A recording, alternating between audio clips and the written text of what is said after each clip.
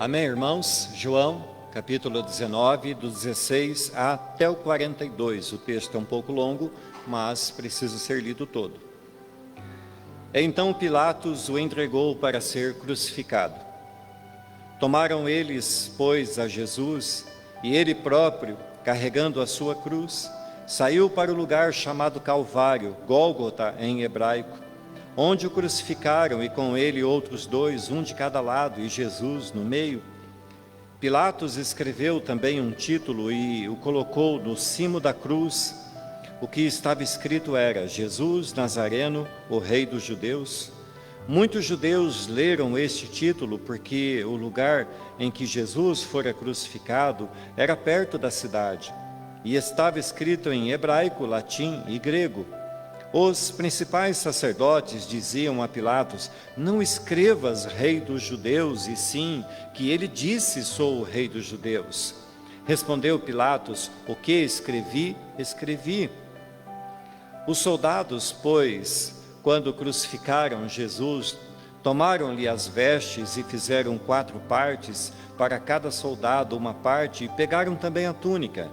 A túnica, porém, era sem costura, toda tecida de alto a baixo. Disseram, pois, uns aos outros: não a rasguemos, mas lancemos sortes sobre ela, para ver a quem caberá, para se cumprir a Escritura. Repartiram entre si as minhas vestes, e sobre a minha túnica lançaram sortes. Assim, pois, o fizeram os soldados. E junto à cruz estavam a mãe de Jesus e a irmã dela, e Maria, mulher de Clopas, e Maria Madalena. Vendo Jesus, sua mãe, e junto a ela o discípulo amado, disse: mulher, eis aí teu filho. Depois disse ao discípulo: eis aí tua mãe. Dessa hora em diante, o discípulo a tomou para casa. Depois, vendo Jesus que tudo já estava consumado, para se cumprir a Escritura, disse: tenho sede.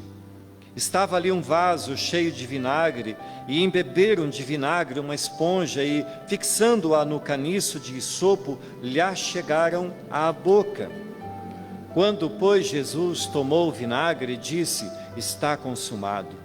E, inclinando a cabeça, rendeu o espírito. Então os judeus, para que no sábado não ficassem os corpos na cruz, visto como era a preparação, pois era grande o dia daquele sábado, o rogaram a Pilatos que lhes quebrassem as pernas e fossem tirados. Os soldados foram e quebraram as pernas ao primeiro e ao outro que com ele tinham sido crucificados. Chegando-se, porém, a Jesus, como vissem que já estava morto, não lhe quebraram as pernas, mas um dos soldados lhe abriu o lado com uma lança, e logo saiu sangue e água. Aquele que isto viu testificou, sendo verdadeiro o seu testemunho, e ele sabe que diz a verdade, para que também vós creiais. E isto aconteceu para se cumprir a Escritura: nenhum dos seus ossos será quebrado. E outra vez diz a Escritura: eles verão aquele a quem traspassaram. Depois disso, José de Arimateia, que era discípulo de Jesus, ainda que ocultamente pelo receio que tinha dos judeus, rogou a Pilatos lhe permitisse tirar o corpo de Jesus. Pilatos lhe permitiu. Então foi José de Arimateia e retirou o corpo de Jesus. E também Nicodemos, aquele que anteriormente viera ter com Jesus à noite, e foi levado cerca de 100 libras de um composto de mirra e aloés. Tomaram, pois, o corpo de Jesus e o envolveram em lençóis com os aromas, como é de uso entre os judeus na preparação para o sepulcro. No lugar onde Jesus fora crucificado, havia um jardim, e neste um sepulcro novo, no qual ninguém tinha sido posto. Ali, pois, por causa da preparação dos judeus e por estar perto o túmulo, depositaram o corpo de Jesus. Amém. Depois, se nós dessemos sequência, nós veríamos o milagre da ressurreição.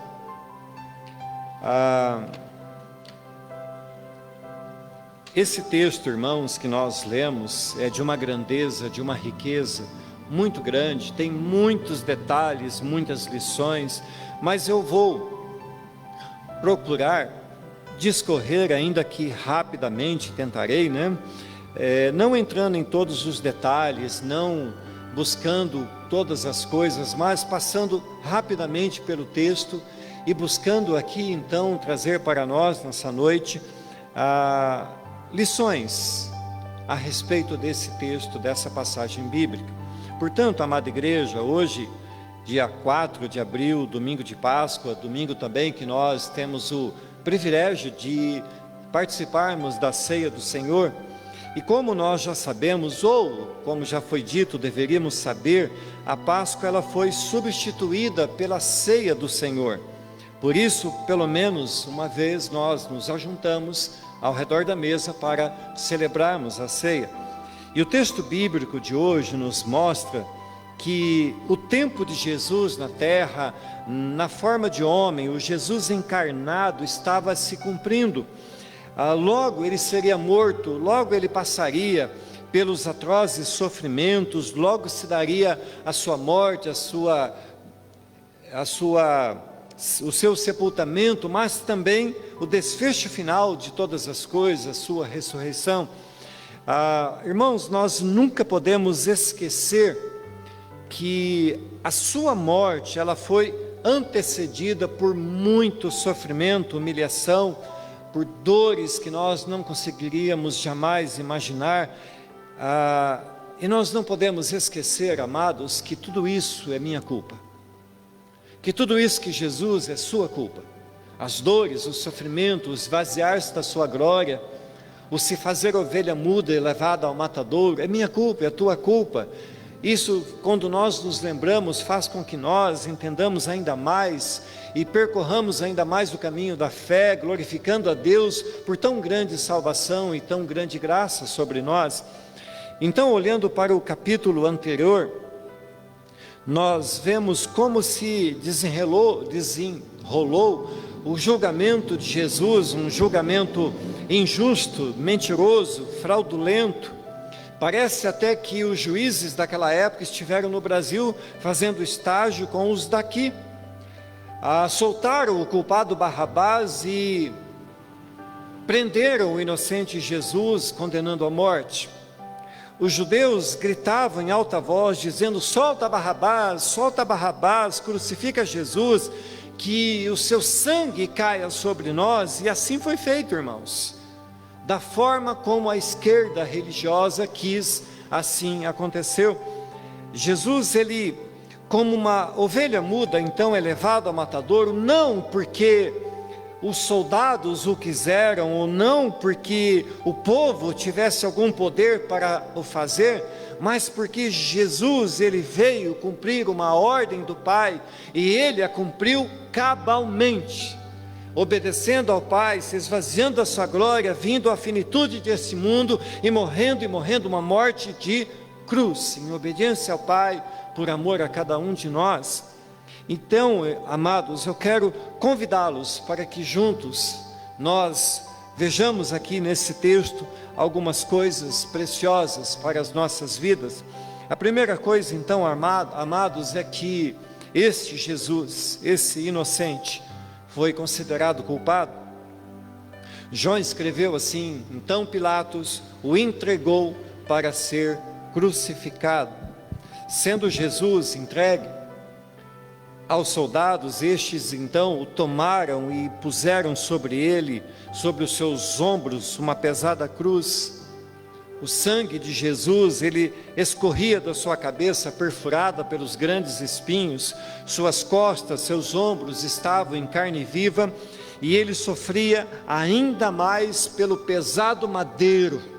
A cruz que ele carregava era pesada.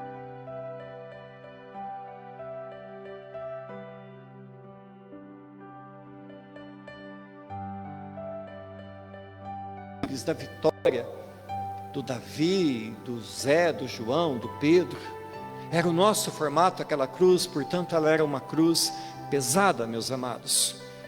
Assim então, mesmo Jesus sendo considerado culpado de tudo isso, o não sendo, e também os soldados ainda mais o fustigavam, mais flagelavam ele, aplicando ele dolorosas chibatadas.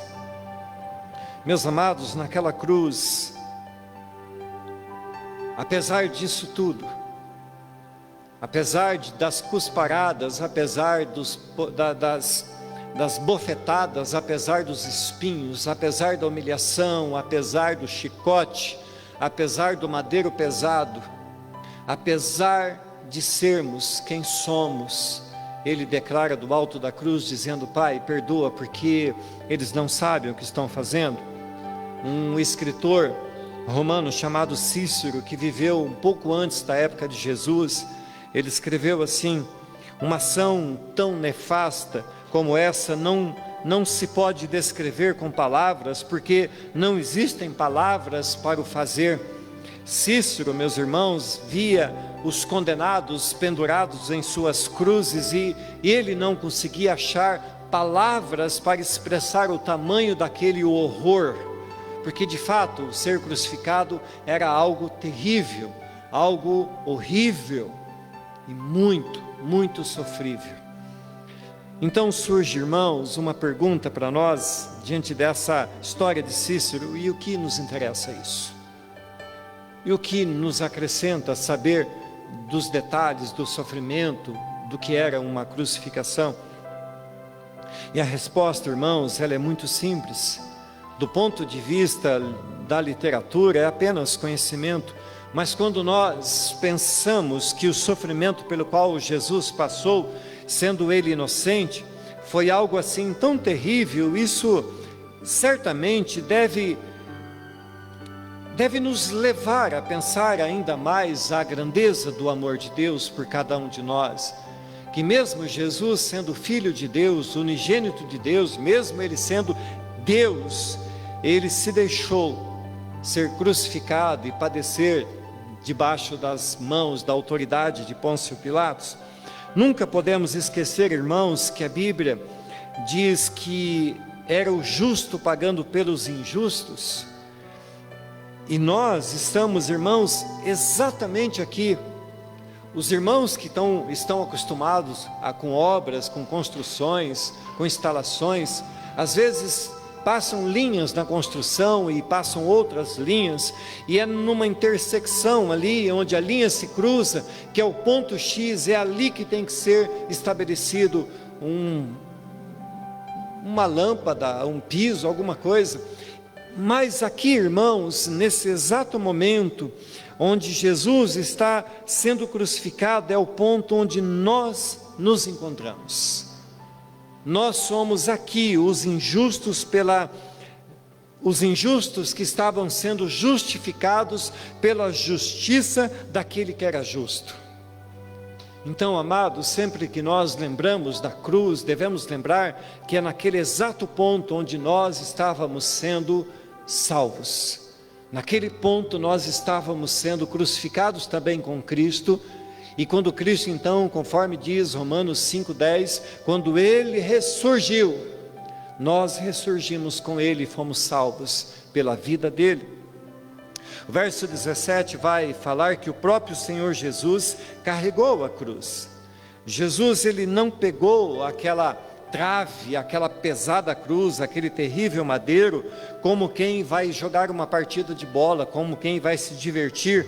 Ele agarrou aquela cruz com forma resoluta, com vontade. Ele agarrou aquele instrumento de morte, e em cada passo que ele dava, aquele lenho feria ainda mais as suas feridas abertas por causa do chicote, por causa das dores infligidas a eles pelos carrascos romanos. Não era, veja, irmãos, não era o poder de Deus carregando aquele madeiro pesado, mas o homem violentado pela tortura dos seus algozes por causa do meu e do seu pecado. E quando então Jesus, ele é crucificado, ele está em meio a dois salteadores, a dois ladrões, a dois bandidos. E todos nós, irmãos, conhecemos a história, sabemos que Jesus, ele foi crucificado entre dois homens. E não deve, amados, passar despercebido de nós o fato de que somente o rei poderia estar no centro. Ainda que os soldados tivessem feito isso propositalmente, talvez para zombar de Jesus, eles não sabiam, mas estavam afirmando diante da história do mundo que Jesus era o rei, o Senhor, e ele estava lá no meio, no centro, e ele é o centro, ele é o ponto central de todas as coisas, até na sua morte por crucificação. João, no verso 18, diz: onde o crucificaram e com ele dois outros, um de cada lado, e Jesus no meio. Irmãos amados, o profeta Isaías havia falado cerca de 800 anos antes assim: dignaram-lhe a sepultura com os perversos, mas com o rico esteve na sua morte, posto que nunca fez injustiça, nem dolo algum se achou em sua boca. Eu, quando estava lendo agora à tarde, revendo o esboço, e quando eu vi que a palavra diz, nenhum dolo achou-se na sua boca, me veio um pensamento rápido assim: nós não conseguimos ficar uma hora sem pecar pela boca. Você já parou para pensar nisso? Que todas as vezes que nós abrimos a boca, nós pecamos. Nós falamos de alguém, nós falamos algo que talvez não agrade a Deus. Nós pecamos o tempo todo, irmãos, o tempo todo nós carecemos da misericórdia de Deus, e Jesus viveu uma vida sem pecar, nem sequer por palavras.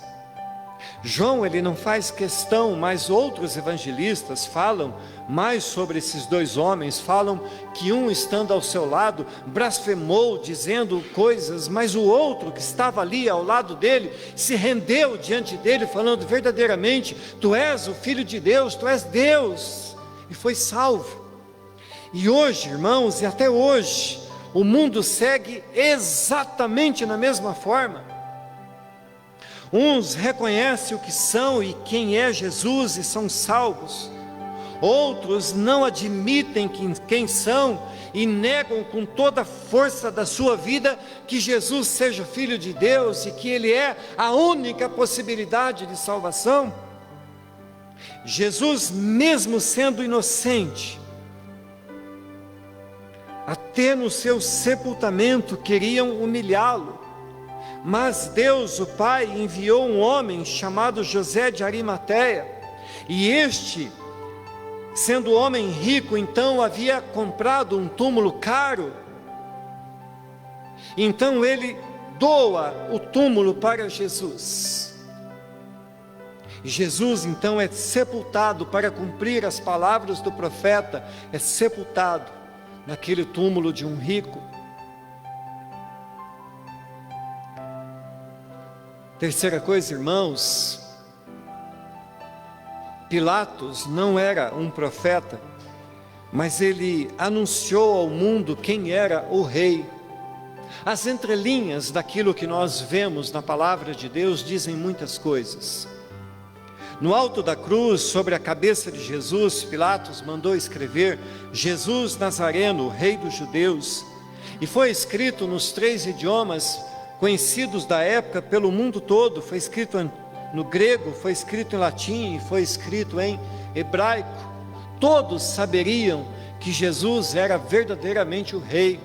Pilatos, ainda possuído pelo desejo de zombar de Jesus, zombar dos judeus e posicionar-se como governador, faz questão de dizer-lhes que ali estava sendo crucificado o rei dos judeus, e o mundo todo saberia disso, e não, como eu digo, e não aceitaria ser pressionado. Pilatos não aceitou ser pressionado pelos sacerdotes, pelas autoridades religiosas dos judeus, dizendo: não escreva isso, diga que ele disse. Mas Pilatos fala: não, o que eu escrevi, ponto final. Ele é o rei dos judeus.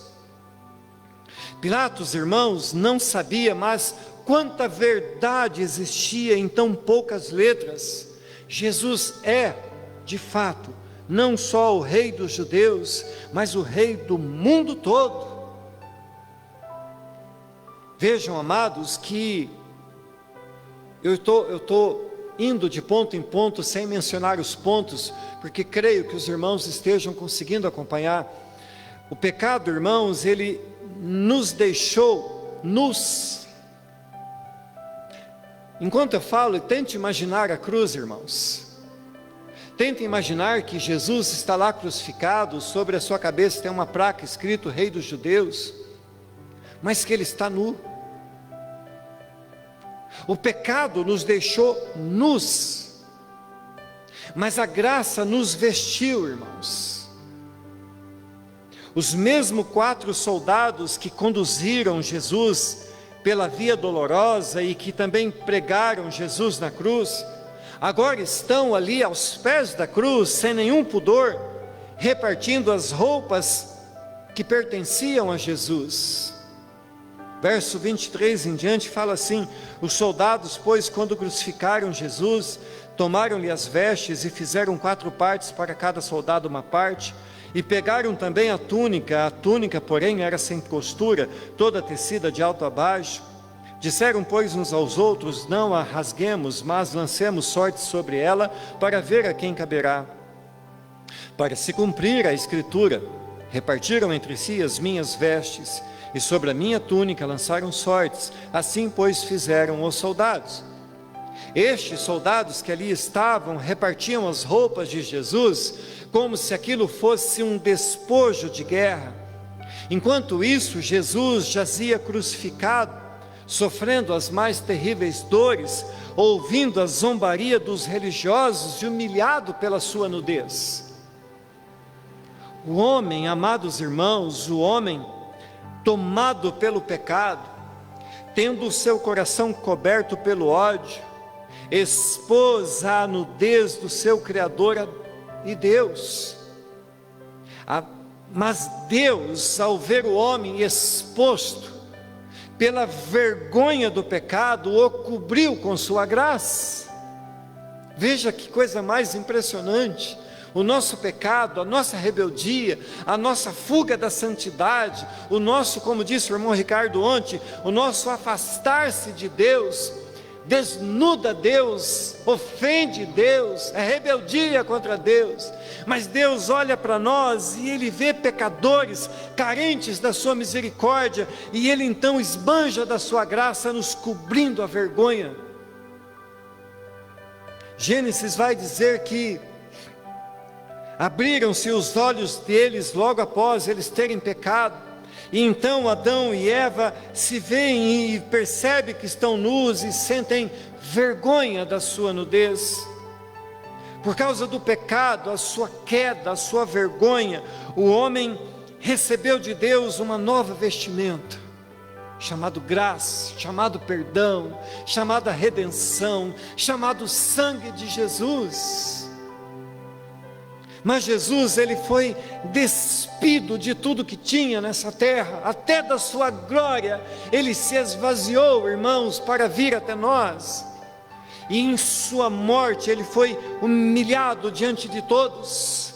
Nosso pecado, irmãos, foi a causa de tudo isso,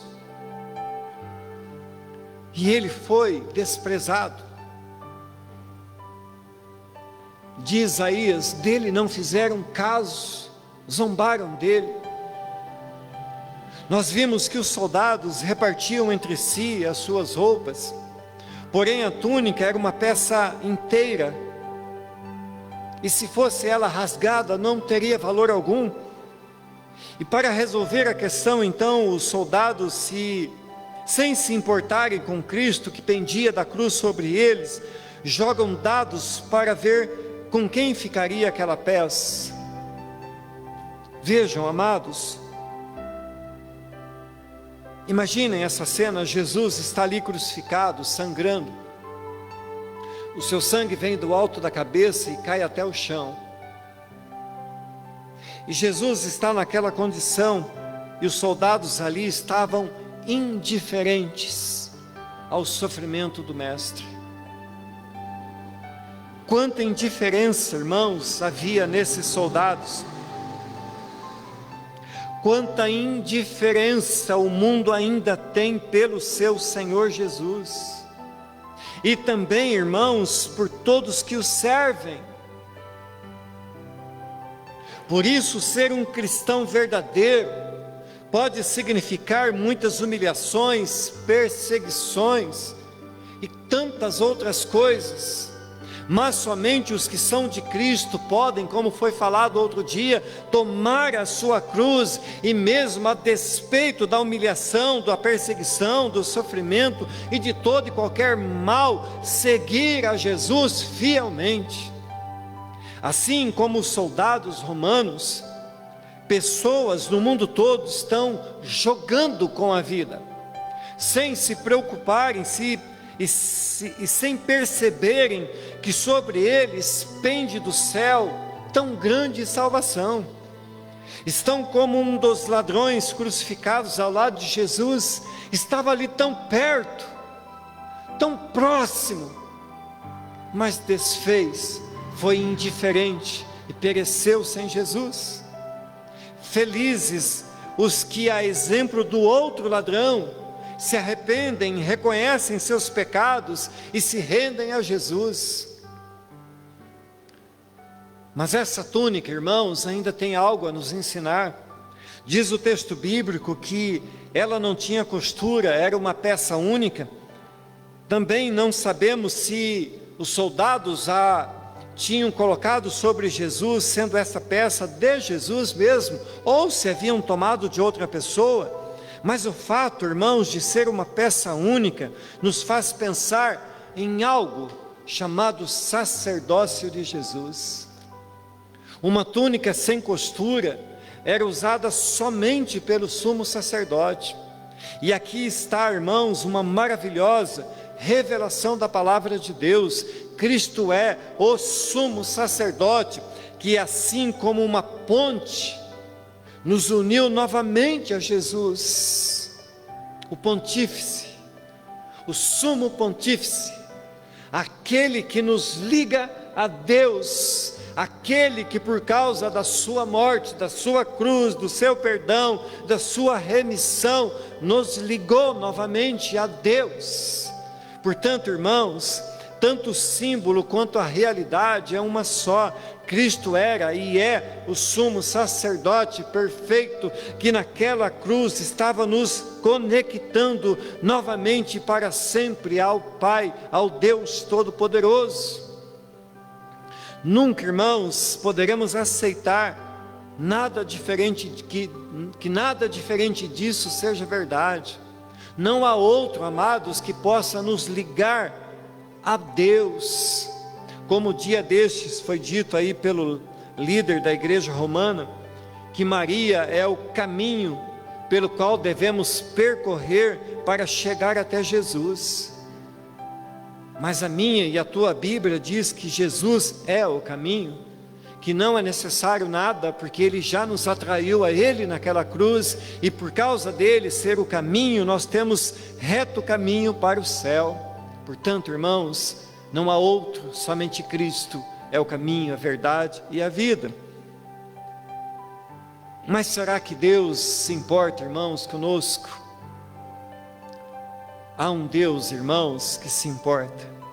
João, mais uma vez, então, ele testemunha, ele é testemunha ocular, e ele relata um detalhe daquele momento de dor. Ele estava ali aos pés da cruz, junto com Maria, junto com outras. E verso 25 a 27, então, vai dizer assim: e junto à cruz estavam a mãe de Jesus e a irmã dela, e Maria, mulher de Clopas, e Maria Madalena. Vendo Jesus, sua mãe, junto a ela, o discípulo amado, disse: mulher, eis aí teu filho. Depois disse ao discípulo: eis aí a tua mãe. Dessa hora em diante, o discípulo a tomou para casa. Vejam, queridos irmãos, que mais uma vez, Jesus está intercedendo. Ele intercede por nós, e aqui Jesus se mostra intercessor pelos seus. Fez isso pelos discípulos lá no capítulo 17, fez pelos próprios algozes que o crucificavam, dizendo: Pai, perdoa porque não sabe o que fazem. E agora ele faz por sua mãe.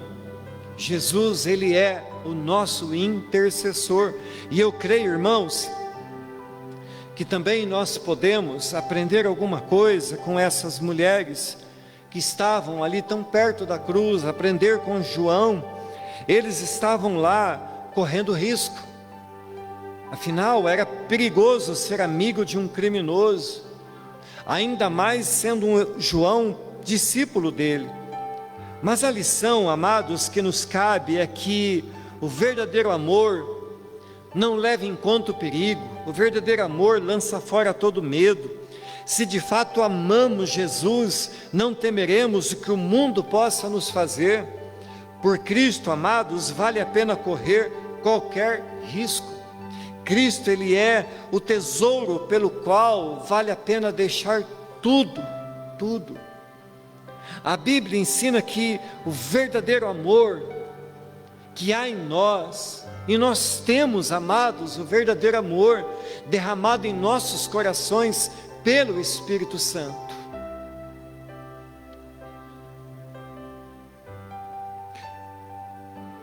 Lucas 1 vai dizer assim, 1,46: Então disse Maria: minha alma engrandece ao Senhor, e o meu espírito se alegra em Deus, meu Salvador. Com isso, irmãos, apenas fecho um pensamento aqui, de que Maria também sabia que era necessário de salvação, ela precisava de salvação, e nós precisamos também do Salvador Jesus Cristo. O mundo precisa ser, ao mundo precisa ser anunciado a salvação, e só Cristo é o Salvador.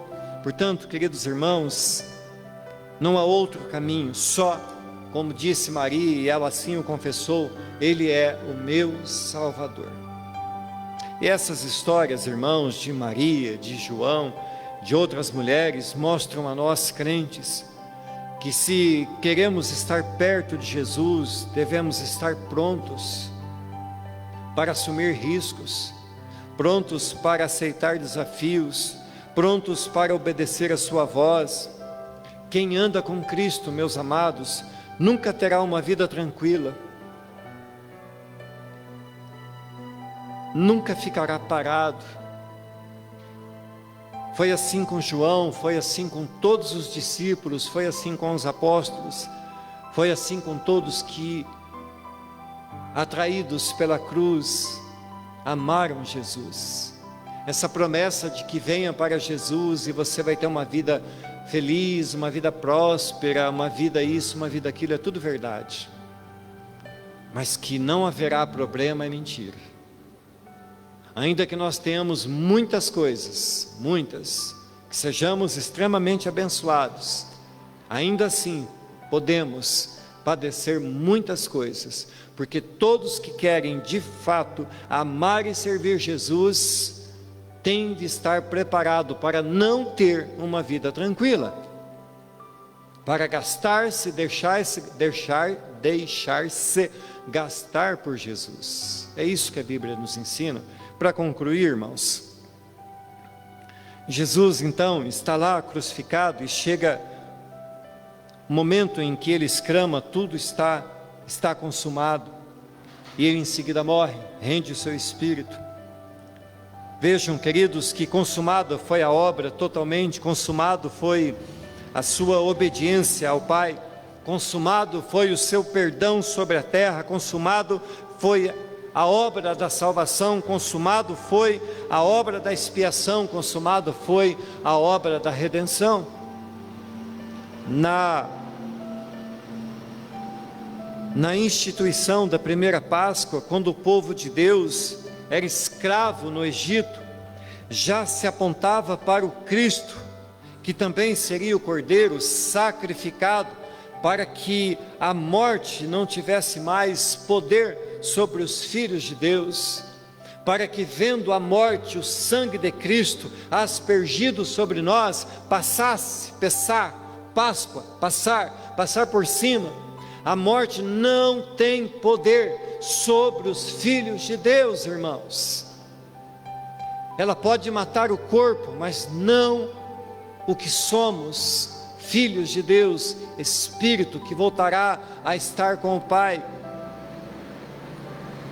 Hoje nós comemoramos o domingo de Páscoa e também vamos celebrar a ceia do Senhor. Jesus, ele comemorou a Páscoa e nela anunciou suas últimas palavras. E também, irmãos, ordenou que sua igreja celebrasse a ceia em memória dele. Todas as vezes, meus irmãos amados, amada igreja, que nós celebramos a ceia, o fazemos em memória de Jesus. Mateus escreve dizendo assim: e digo-vos que desta hora em diante não beberei deste fruto da videira, até aquele dia em que eu hei de beber novo convosco no reino de meu Pai. Vejam, queridos irmãos, Jesus, ele reparte o pão dizendo que era o seu corpo, e reparte o vinho dizendo que era o seu sangue. Jesus estava deixando absolutamente claro que daquele dia em diante, uma nova Páscoa seria celebrada entre seus discípulos. Não mais a Páscoa do Cordeirinho, não mais a celebração da saída do Egito, mas algo muito maior e mais significativo deveria ser lembrado daquele dia em diante. Meus irmãos amados, Jesus mandou que todas as vezes que nós celebrássemos a ceia, o fizéssemos em memória dele, para lembrar a sua obra de salvação por nós. Jesus estava afirmando que o seu tempo como homem na terra estava terminando, suas atividades, sua obra, seus objetivos estavam se cumprindo. Jesus deixou, amada igreja, um convite para que seus discípulos, e creio que para todos nós, ele só beberia novamente do fruto da videira quando estivesse no reino de seu Pai e junto com ele todos os seus. Esse é o convite, irmãos. Essa é a promessa para todos que creem e esperam na vinda de Jesus e no arrebatamento da igreja santa e adornada. E fazemos a ceia e participamos da ceia até que ele venha. É assim, meus irmãos, e é por isso que nós estamos aqui na igreja, nesse culto de domingo de Páscoa, para celebrarmos a ressurreição. Feliz ressurreição para vocês.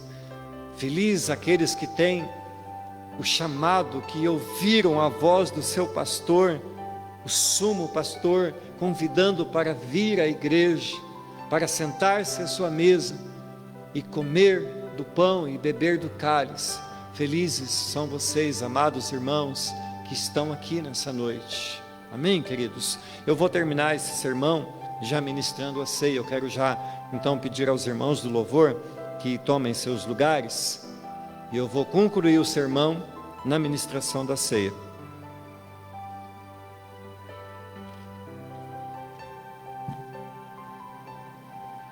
Enquanto isso, nós vamos orar, enquanto os irmãos se preparam para o louvor.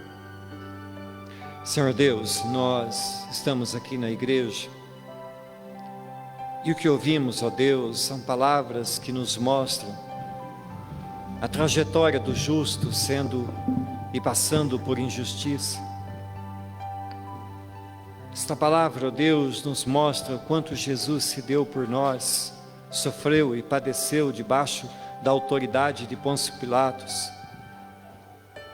que foi levado ao matadouro, mas ele não abriu a sua boca para exigir dos seus direitos, mas calou-se. E quando abriu a boca, ele apenas pediu para que o Pai nos perdoasse por causa dos nossos pecados. Então, Pai, nós que vamos mais uma vez estar aqui diante da tua mesa e podendo assim celebrar essa ceia, lembrando da obra de Cristo. Nos alegramos, ó Deus, nos regozijamos diante de tamanha alegria, de tão grande oportunidade.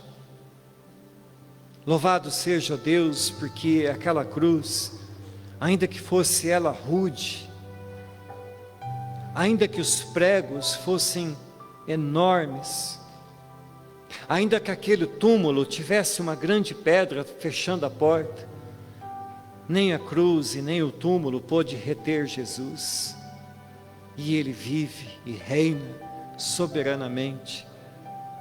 Louvado seja, ó Deus, o teu nome, louvado seja.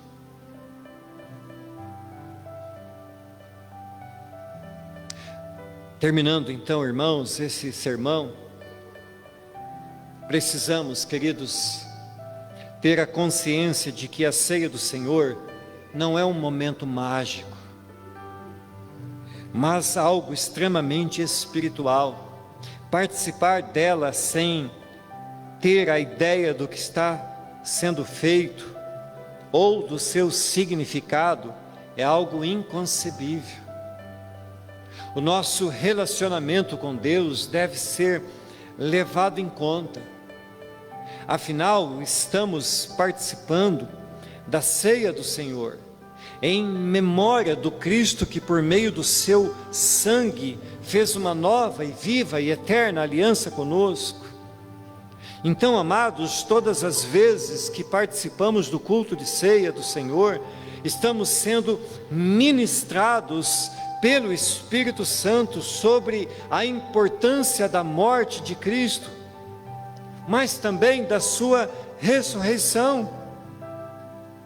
A ceia nos faz lembrar de um passado, a ceia nos convida a comemorar o presente, mas a ceia nos faz olhar para um futuro, e um futuro não tão distante, onde nós estaremos com Jesus, bebendo novamente com Ele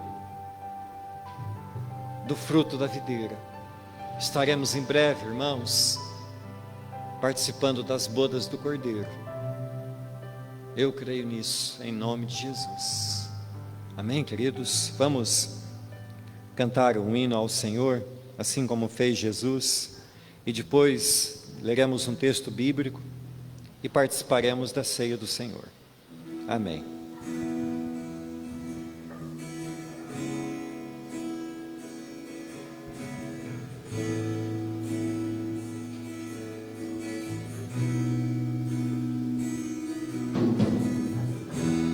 Eu estou em tua presença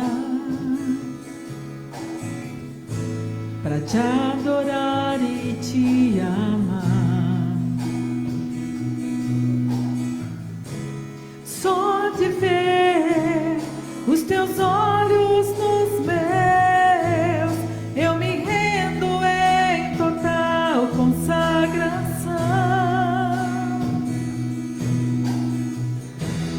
Eu estou em tua presença para te adorar e te amar. Só de ver os teus olhos nos meus, eu me rendo em total consagração.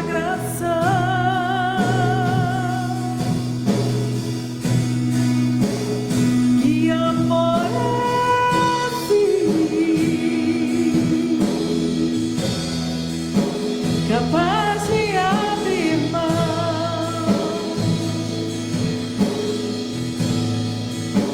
do bem mais precioso que alguém pode ter, o seu próprio filho.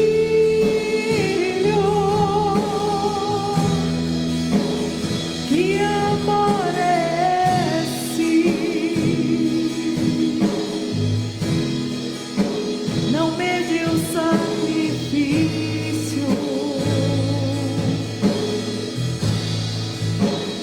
para me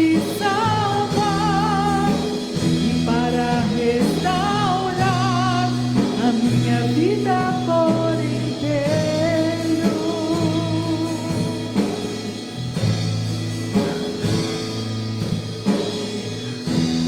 Eu estou em tua presença para te adorar e te amar. Só de ver os teus olhos nos meus, eu me rendo em total consagração.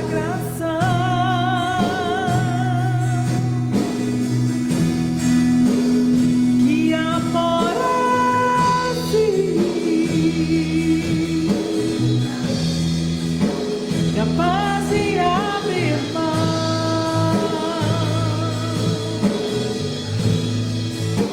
do bem mais precioso que alguém pode ter, o seu próprio filho.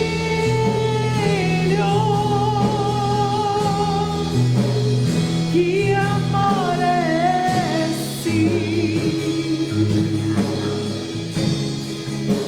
Não mede o sacrifício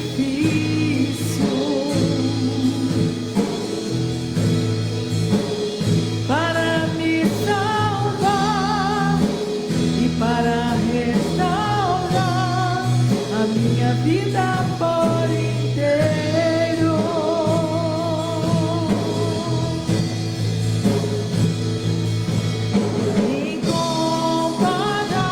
Incomparável amor que incendiou meu coração,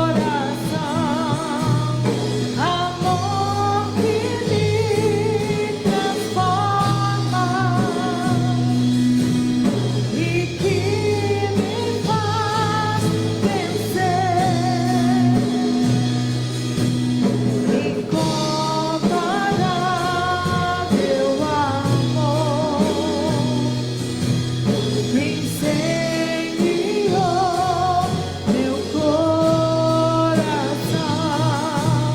amor que me transforma e que me faz vencer. Que amor é esse? Enquanto comiam, tomou Jesus um pão e, abençoando-o, partiu e o deu aos discípulos, dizendo: tomai e comei, isto é o meu corpo. A seguir tomou um cálice e, tendo dado graças, o deu aos discípulos, dizendo: bebei dele todos, porque isto é o meu sangue, o sangue da nova aliança, derramado em favor de muitos para a remissão de pecados. Queridos irmãos, enquanto os irmãos cantam mais um trechinho dessa música, orem a Deus, faça o que Paulo falou, examine-se, e depois, convicto de que o perdão de Deus em Cristo te alcançou, convicto do que é a mesa, do que é a ceia, venha, pegue do cálice, pegue do pão, volte para o seu lugar, e juntos então nós vamos cear. Amém? Senhor Deus, nós estamos aqui na igreja e cada irmão agora, Senhor, faz a sua análise. Cada um está se examinando a Deus, reconhecendo os seus pecados. E aqui, ó Deus, creio que posso falar por meio, representando a todos. Nós somos todos, ó Pai, pecadores e carentes de Ti. Carecemos, Pai, da Sua misericórdia todos os dias. Todos os dias, ó Deus, precisamos da Sua graça sobre nós. Aceita as nossas orações, ó Deus, e nos recebe na Sua mesa, ó Deus, ainda que muitas vezes trôpegos, ainda que muitas vezes, ó Deus, falhos, mas confiantes, ó Deus, na Sua misericórdia, clamamos a Ti, Pai, mais uma vez, debaixo, ó Deus, da nossa confissão do que somos, clamamos do Teu pecado, do Teu perdão. Obrigado, meu Deus, te agradecemos em nome de Jesus. Amém.